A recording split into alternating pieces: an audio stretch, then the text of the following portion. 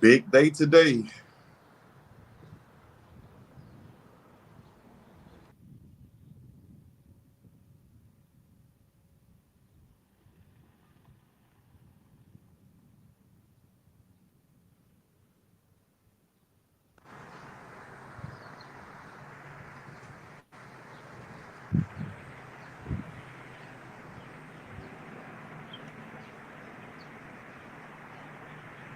All right, Adam, we're live. We got another Buffum updates.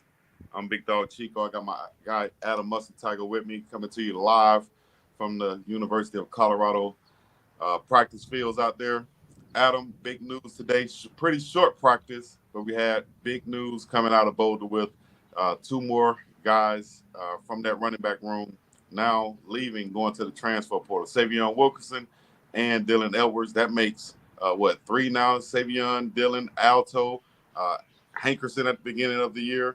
So now you're left with who? Michael Welch, incoming transfer, and a couple walk-ons back there, including Charlie.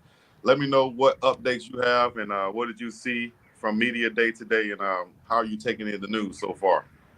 Well, first off, it's good to be on with you. It's been too long since we've done one of these, and Yeah. I love that you're out there soaking in the weather as well. The sun did come up today, even though this news was obviously disappointing. That there are a lot of guys that have hit the portal where people are overreacting.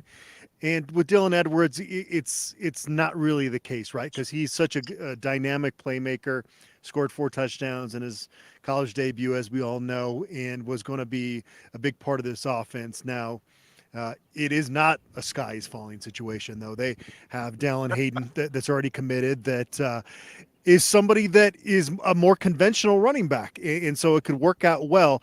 And I was telling Brian Howell, congrats with your collaboration with him, by the way.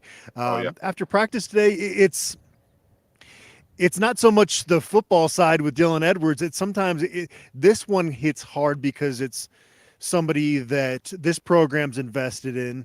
It seemed like he was invested into the process and was going to be a bit of this program, and to then see him leave. And that's the part that's tough to stomach in 2024 is this transactional nature that we see now. And yeah, you got to do what's best for you on an individual basis. And no one's going to complain about guys that transfer. We talked to Robert Livingston today after practice, and he said, look, I transferred at one point in my college career, so I'm not going to be a hypocrite and tell these kids that they can't do it now. But it is the relationship factor that it's lacking in college football now. And there are folks now with NIL, Chico, that bought a Dylan Edwards jersey because they loved watching him Yeah. on maybe they saw his parents with you or saw him on Well Off Media, Reach the People, and saw this is my favorite guy, and buy a jersey. And so that part of it is tough to stomach. And Dylan would be maybe number one on the list in terms of guys that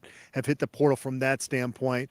And even from an athletic standpoint, it's going to be tough to replace some of the dynamic, unique things that he does offensively. They're going to be probably just fine at the running back position. Right now, it's going to be pretty thin for that spring game on Saturday. And yeah, we're going to have to get all the Charlie Offerdahl action and appreciate that. But Yeah. they're I know bringing he in, will. and well, they're going to bring in a running back too that rushed for over 1,000 yards at Miami of Ohio last year on a visit this weekend. So they're going to fill that room back up. But again, like I was telling Brian, it's like the good news is that Coach Prime is still going to attract talent to Boulder. The bad news is just kind of that, again, transactional nature of college football right now. That those of us that are a little bit older, just it doesn't sit well, right? Because you used to be able to form these attachments, and now it just is not the case. Yeah, totally different with the transfer portal. Guys coming in and out. You got to learn new guys now. It's people have compared it. Even myself, Coach Prime, have compared it to the free agency in the NFL. But I think even with free agency, guys come in for a lot of times more than 1 year. They sign a contract for a little bit longer. But we've seen people come in for 1 year. Coach Prime came in for a year in San Francisco, right, and helped them do their thing there, and then went on to play at Dallas. So, just some things we have to get used to now in college football. To quote Deion Jr. saying, "Big bank take little bank." and that's just what it is, as he said that publicly. But that's just what it is. I think in some of these cases, you got some schools that are able to offer guys um, NIL money to come play, and Coach Prime has famously said, "Hey, we don't have money to offer, dog." So that kind of probably could open up a scenario where schools can kind of take shots at his players. Okay, we know that they don't have the money. We send on all this money over here, but we don't know what players to go get. Maybe our recruiting is not as good. Maybe we just want to hurt Coach Prime in Colorado. We're going to offer as many players from there as possible to come to our program. So we're seeing a multitude of things going on. But at the end of the day, like I said, with the guys going out, I think the line is longer for guys wanting to come in to Colorado and play for Coach Prime. And as long as that's the case, I think the portal has over 20 something, 2,500 players in it. I think with the right scouting department, which I think we have, we can do some digging and find some diamonds in the rough out there and guys who fit the mold of what Coach Prime is looking for on his roster to fill those positions. I think at the end of the day, we'll be totally fine. We hate to lose a guy like Dylan, a good locker room guy, a good, by all accounts, good player on the field, guy who made plays last year, a real contributor, and an X factor kind of, a mismatch waiting to happen. But a guy who can give you different dynamic type situations on offense, we now lose him. But with the guys coming in, can they provide that same type of versatility, or will they be that more traditional type back, and we'll be able to turn around and hand it off to them like normal? But Savion is out and Dylan is out. Alto last week, and like you said, we're thin. How do you think it's going to be handled overall, from your point of view? Well, right now, Michael Welch gets a great opportunity in front of, I don't know if it's going to be a sold out Folsom Field up here, but it's going to be a real opportunity for him to show out. And we know that he is not scared of the spotlight. That was evident from the jump with him. But Hayden is a good back, and we'll see how kind of those pieces fall together. You mentioned the word traditional, and that was something that Dylan Edwards wasn't. You also use the word mismatch, is exactly what he is. But Yeah. Michael Welch is that traditional running back.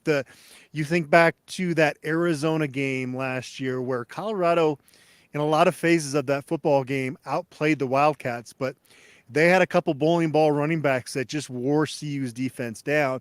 That was the difference in that football game. And so if you can see a Michael Welch or a Dallin Hayden come in and be that type of back, then in a handful of months from now, all of a sudden we're not really that concerned about Dylan Edwards. It's that immediate emotional reaction that you have. So from the football standpoint, I think they're going to be okay.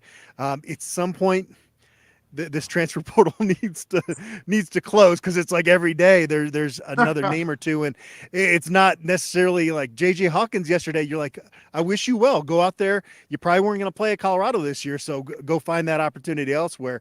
That's the vast majority of these guys. But at some point, you got to have enough depth to field a football team, and so I'm looking forward to May 1st right now.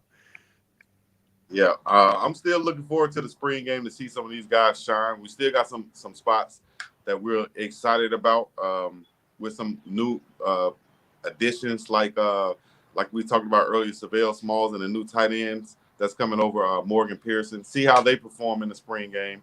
See how some of these defensive linemen do. So it's still an audition, so to speak. It's still a display to show some of the talent that we do have, but. Do you think it'll be overshadowed by all of the talent going out?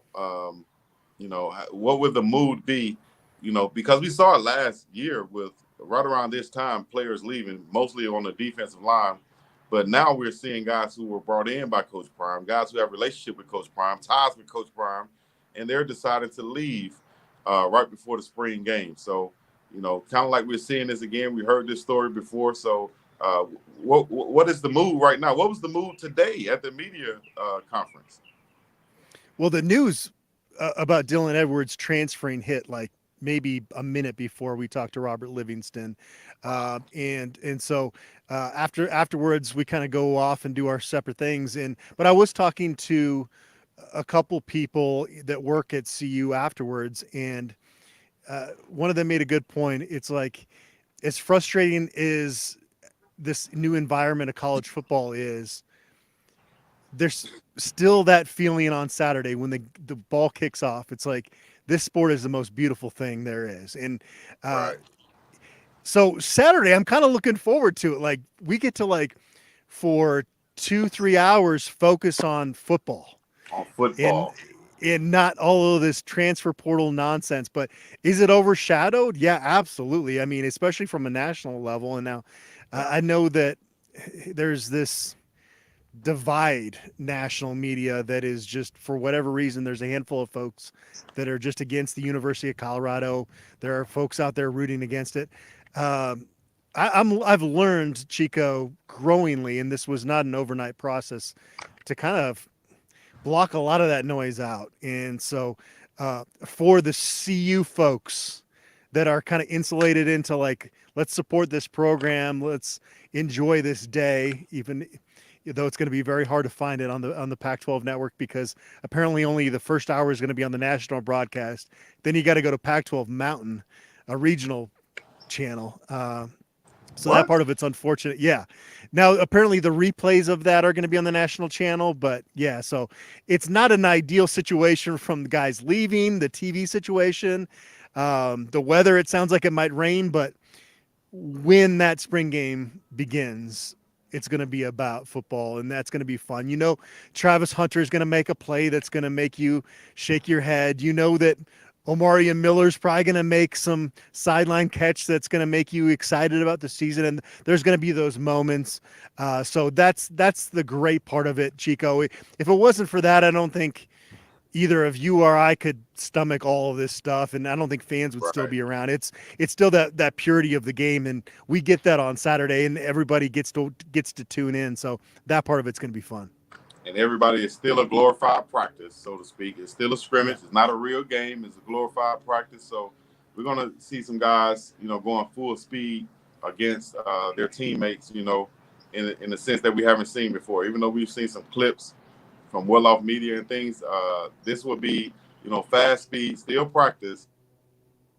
Um, Not a full team, of course, but something to see to cap off the spring and to give us something to be excited about moving into, the next phase of the transfer portal and seeing the additions that we do have. So, man, exciting times. Also, although it's been dampered a little bit by our fan favorite going. Any word that you're hearing that Dylan Edwards may be going to his father's former school or alma mater, where he went to the first ever bowl game out here in Hawaii with Kansas State that was shared on Prime Parents.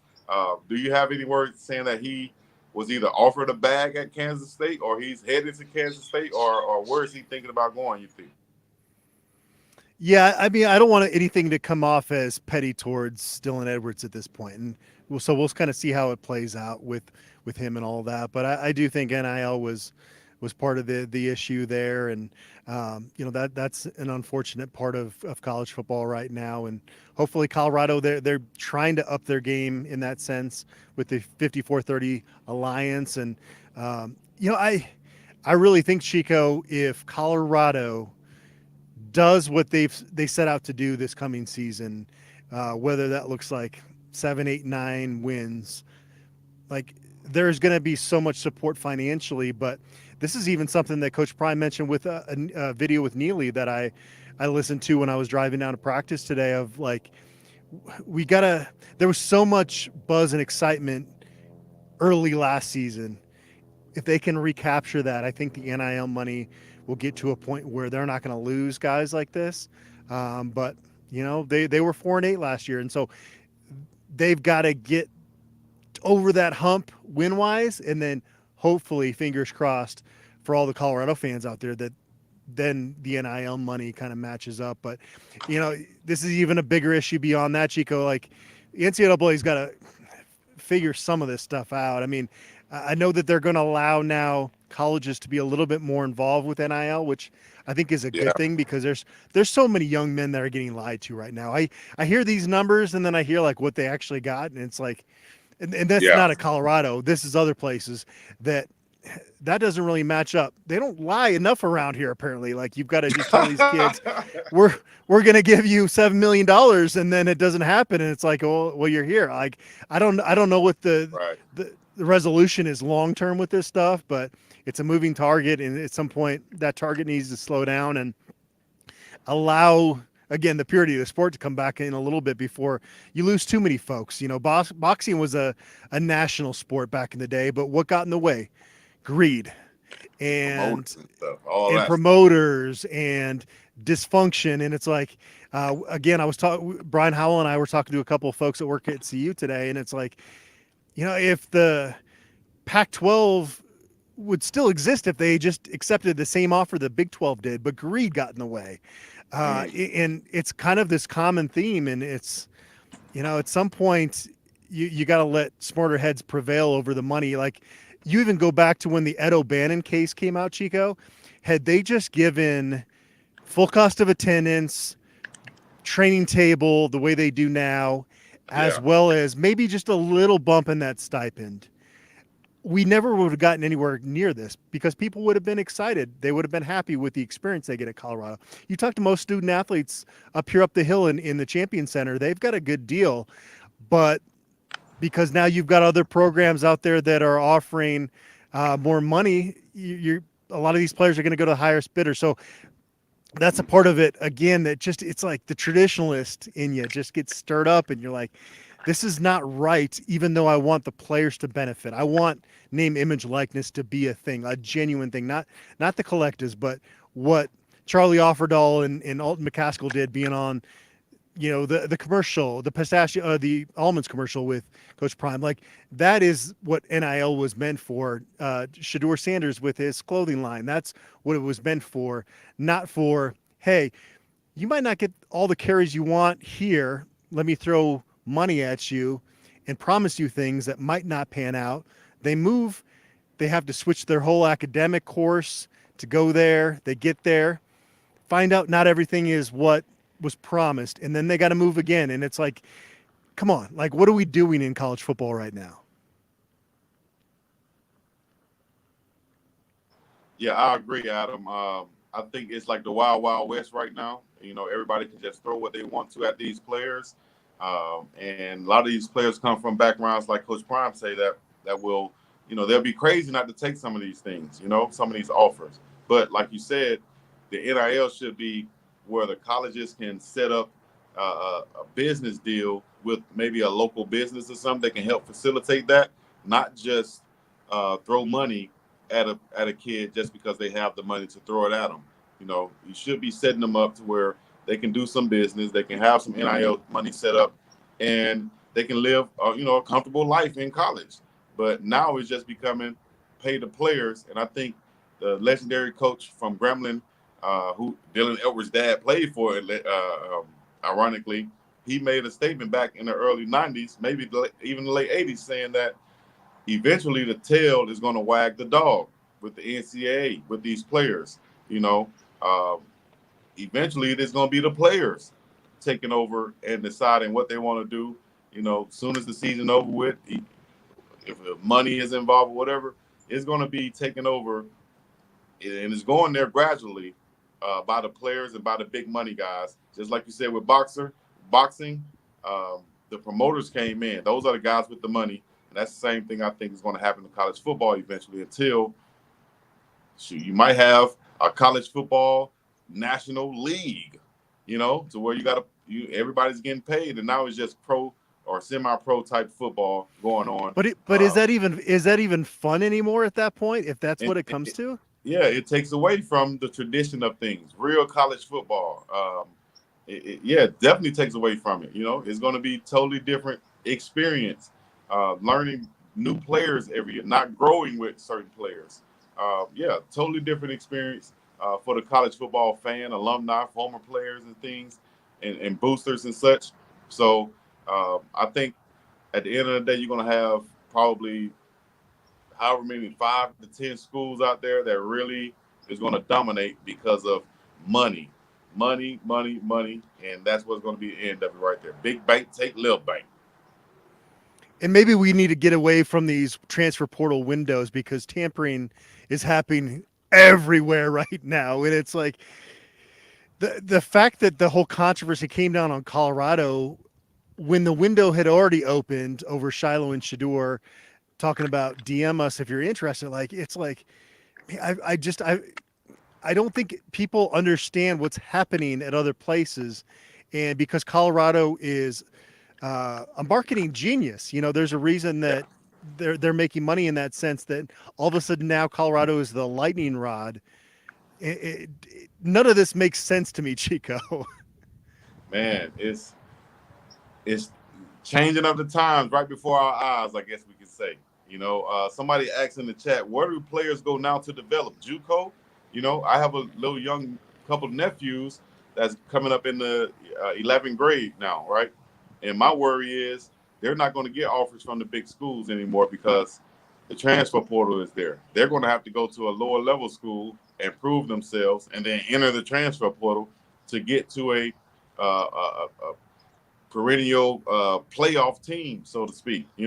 So that's what I'm worried about. And a lot of guys going to fall by the wayside, not even get a chance to play college football like I did back in the day because of the transfer portal and all these issues going on with the NIL and the bag and people offering money and stuff. So, but overall, the pure essence of the NIL and what it was created for, I'm all for that. I agree with it. I think it's a great thing. But I just knew that eventually that the big money guys are going to come just say, hey, we buy what we want. You know, it's guys out there that say we buy what we want and we're going to make an offer. What does it take for you to come play here? And everybody has a number. Or at least most guys have a number, I would say. So shout out to Travis, Hunter staying true, Shador Sanders, the whole squad, everybody who's still there, ride with Coach Prime and going to see this thing through. I just don't understand um, personally if I'm a running back or if I'm in any position where I see multiple people leave or guys in front of me leave, I'm staying. I don't care who they're bringing in. I feel like I have an advantage. I know the playbook. I have a rapport with the coaches. These other guys coming in, who knows what they're going to come in with? They come in with the worst attitudes in the world, and now I'm sitting pretty. But instead, I didn't hit the transfer portal, and who knows? Unless you've been tampered with in that way, how do you know where you're going to go to? So And it's going an to your unsure point thing. about, yeah, going back to your point about the decision making process, it's like having covered recruiting for so long, like all these young men talk about the coach that's recruiting them. And not often enough do I hear, like, I love the vibe there. I want to go back there and I want to go see this and that and the academic side of things and the football program, the tradition. No, it's about Coach L, XYZ has done the best job recruiting me, and that's why I'm going there. And like I'm not getting involved in these people's recruitment. I'm just reporting on what they say. In the back of my mind, Chico, I'm thinking, what, like that coach might not be there like a week from now. Like why? Like why are you basing it on that?